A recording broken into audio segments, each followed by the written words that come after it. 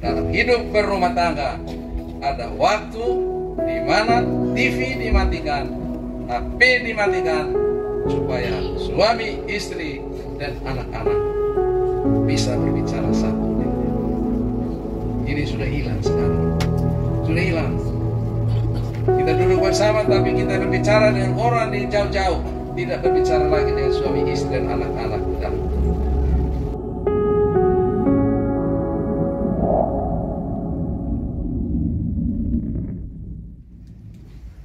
Jadilah orang yang berkenan kepada Allah.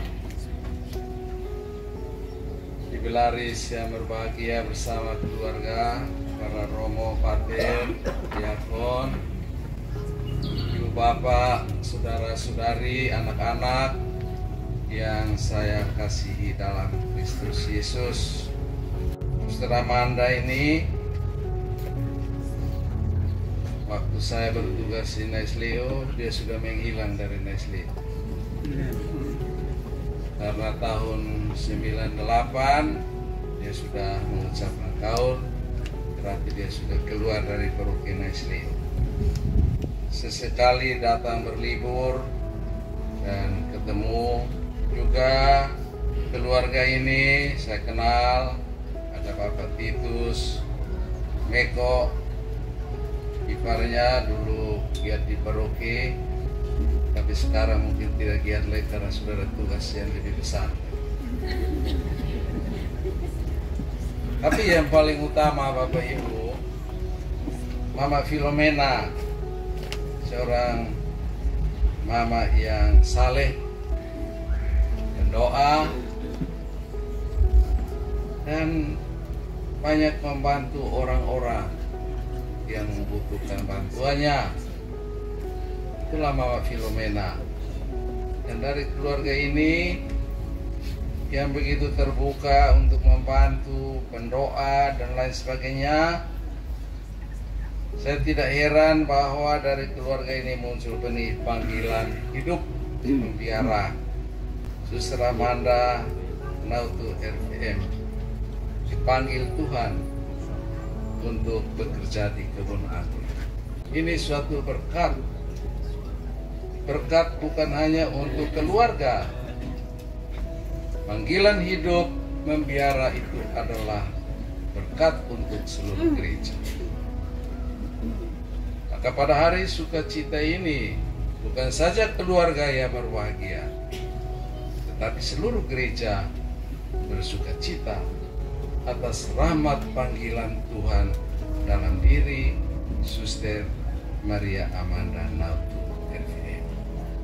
Pada hari bahagia ini, Bapak Ibu, Saudara-saudari, Ibu Laris mengajak kita sekalian untuk bersyukur kepada Tuhan dalam perjalanan panggilan hidup membiaranya yang sudah dihayatinya selama 25 tahun. Motonya, inilah anakku yang kukasihi, kepadamu aku berkenan. Tidak tahu moto ini dengan nama ini sedikit mirip-mirip. Karena Amanda itu artinya orang yang dikasihi. Jadi memang kitab suci dan Amanda ini sangat bersatu. Ya. Ibu Laris lewat perayaan ini, inilah putraku yang kukasihi. Sebenarnya suatu peristiwa di mana Tuhan mewahyukan kebaikannya bagi kita sekalian. Allah yang tersembunyi, yang tidak kelihatan, menunjukkan dirinya, mewahyukan dirinya kepada manusia. Inilah putraku yang kukasihi, padamu aku berkenan. Jadi Allah menunjukkan diri, Allah mewahyukan dirinya, Allah mewahyukan cintanya, Allah mewahyukan kasihnya kepada kita sekalian. Oleh karena itu Tuhan Yesus dalam Injil Yohanes bab 3 ayat 16 dia mengatakan, karena begitu besar kasih Allah akan dunia ini, sehingga Ia menyerahkan anaknya yang tunggal, supaya setiap orang yang percaya kepadanya memperoleh hidup yang kekal.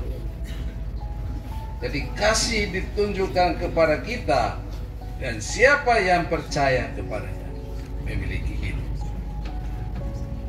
Percaya, hidup. Nah, kalau kita hubungkan dengan apa yang dikatakan oleh Rasul Paulus yang panjang, yang sedikit, begini kita perlu mendalami apa yang dimaksudkan Paulus dalam bacaan pertama tadi. Intinya, Bapak Ibu Saudara-saudari, intinya Paulus mau mengatakan kepada kita, Allah yang mewahyukan diri kepada kita, dari pihak kita harus ada sikap iman, percaya. Lalu percaya itu bukan hanya percaya, tapi percaya itu harus nyata dalam perbuatan-perbuatan. Dan Tuhan Yesus menyatakan kepada kita kasih Allah itu dalam banyak sekali perbuatan baik yang Tuhan Yesus lakukan pada saat Ia hidup di antara kita di Palestina.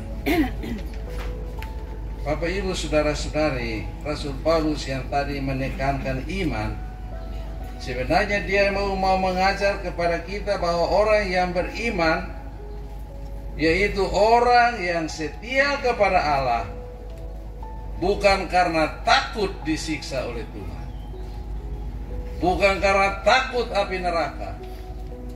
Orang yang setia kepada Tuhan hanya karena dia tidak mau menyakiti hati Allah. Aturan-aturan boleh ada, tetapi kita taat pada aturan-aturan yang ada. Karena apa? Karena kita mencintai Allah. Kita tidak mau menyakiti hati Allah. Karena itu orang yang tidak mau berdosa adalah orang yang tidak mau menyakiti hati Allah.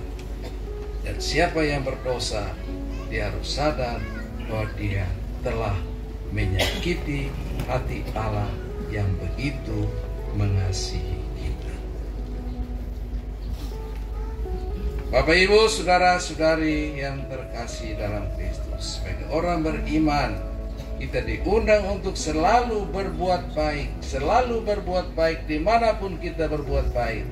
Dan inti dari perbuatan baik yang kita lakukan tidak ada lain, hanya satu, bahwa kita tidak mau menyakiti hati Allah.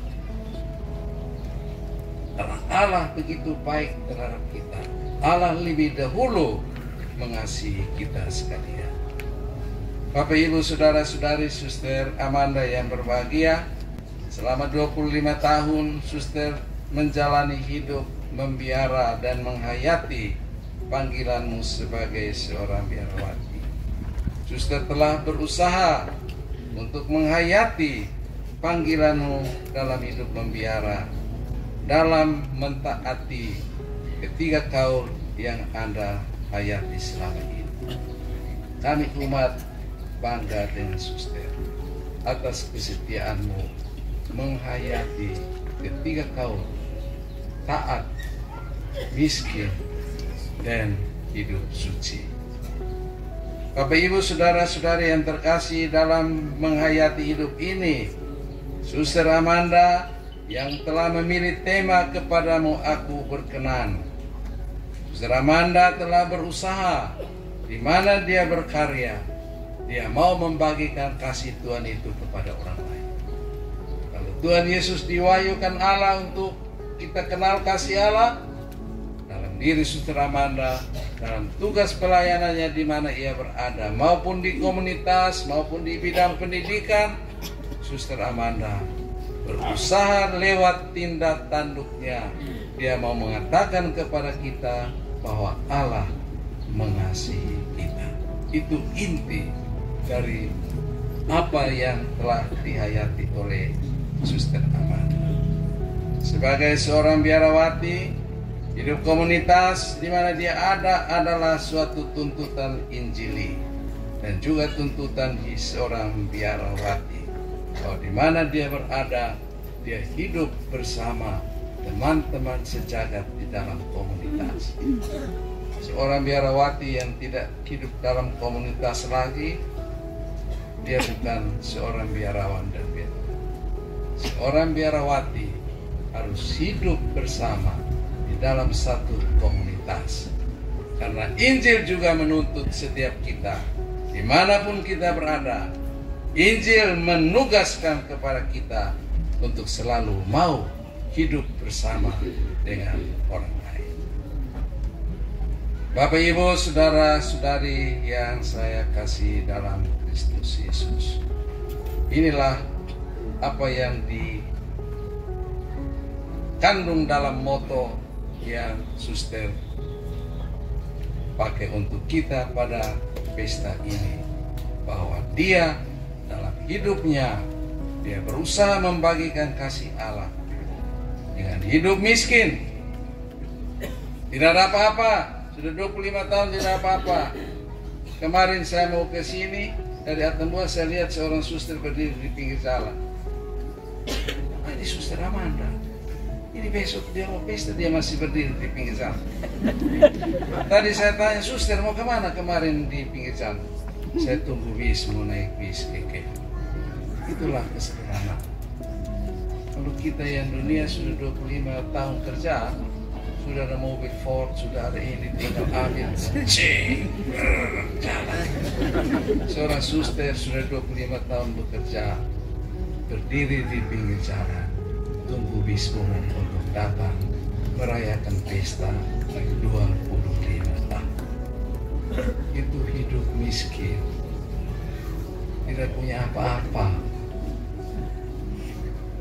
Dia menghayati kaul ketaatan, pindah dari sana ke sini. Sekarang sudah pindah lagi di komunitas Lalian, Nela. Tidak tahu tugas apa di Nela, tapi di situ sebagai anggota komunitas, dia membantu suster-susternya yang setiap hari pergi mengajar di seminar.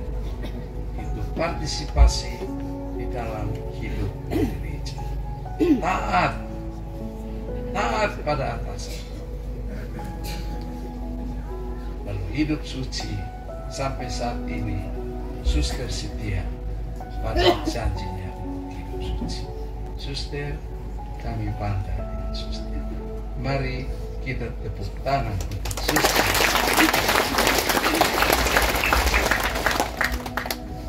Bapak, Ibu, saudara-saudari yang saya kasihi, apa makna pesta perak ini untuk kita sekalian? Maknanya yang pertama, jadilah orang yang berkenan pada Tuhan. Di mana saja jadilah Amanda. Bawa Amanda kemana saja, jadilah orang yang berkenan, yang dikasihi Tuhan. Dikasihi Tuhan karena apa? Mau mewahyukan bahwa Allah mengasihi kita. Allah mengasihi siapa saja yang saya temui, Allah mengasihi aku. Di situ kita menjadi orang yang berkenan kepada Tuhan. Dan menjadi orang berkenan pada Tuhan seperti ini, mau membagi kasih dan korban tidak bisa terpisah. Ketika mau mengasihi harus berkorban. Kalau bilang saya kasih tapi saya tidak mau berkorban, bukan kasih. Kasih harus berkorban. Dan ini dua hal yang penting ketika kita mau menjadi orang yang berkenan pada Tuhan, yang mau menyalurkan kasih Allah supaya orang tahu bahwa Allah mengasihi kita. Kasih itu harus disertai pengorbanan. Tanpa pengorbanan, kasih tidak. Suster menghayati 3 kaul, maka pesan untuk kita sekalian, jadilah orang yang taat atasan, anak-anak taat pada orang tua. Sekarang ini anak-anak ini tidak taat lagi pada orang tua. Suruh stop main HP, ya, main terus, tidak pusing telepon, tidak taat. Di rumah setiap orang Katolik kita harus ingat bahwa ketika dalam hidup berumah tangga ada waktu di mana TV dimatikan, HP dimatikan, supaya suami, istri, dan anak-anak bisa berbicara satu dengan dia. Ini sudah hilang sekarang. Sudah hilang. Kita duduk bersama tapi kita berbicara dengan orang di jauh-jauh. Tidak berbicara lagi dengan suami, istri, dan anak-anak dalam keluarga. Hal yang penting ini perlu diingat dan ditaati oleh setiap keluarga Katolik. Pada waktunya HP mati, TV mati. Sekarang kita berhadapan muka untuk berbicara dari hati ke hati. Di situ kasih Allah akan hidup di dalam keluarga. Berhenti untuk berdoa. Sekarang keluarga tidak berdoa lagi. Ada altar tapi tidak berdoa lagi. Karena begitu mau berdoa, acara televisi ada yang menarik. Sabar dulu, nonton habis baru berdoa. Setelah nonton habis, tertidur di depan televisi mau doa ke rumah Tuhan. Maka doa itu penting. Anda bekerja keras untuk menghidupi keluarga Anda. Anda bekerja keras untuk menyatakan cinta pada istri, suami, dan anak-anak. Itu Anda mau membagi Tuhan kepada orang lain. Tetapi kalau Anda tidak berdoa, apa yang Anda lakukan itu sia-sia. Berdoalah di dalam keluarga.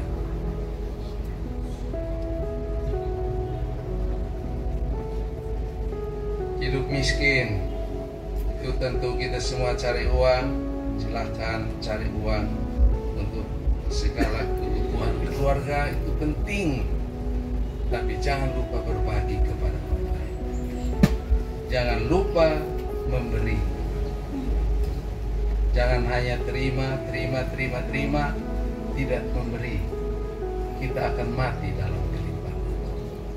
Karena ketika kita tidak memberi, sama dengan kita tarik napas, tetapi tidak mengembuskan napas. Dan kita akan mati dalam kelimpahan. Hidup suci tidak kawin.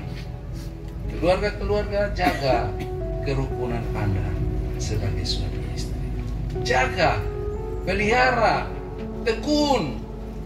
Walaupun ada tantangan, tekun.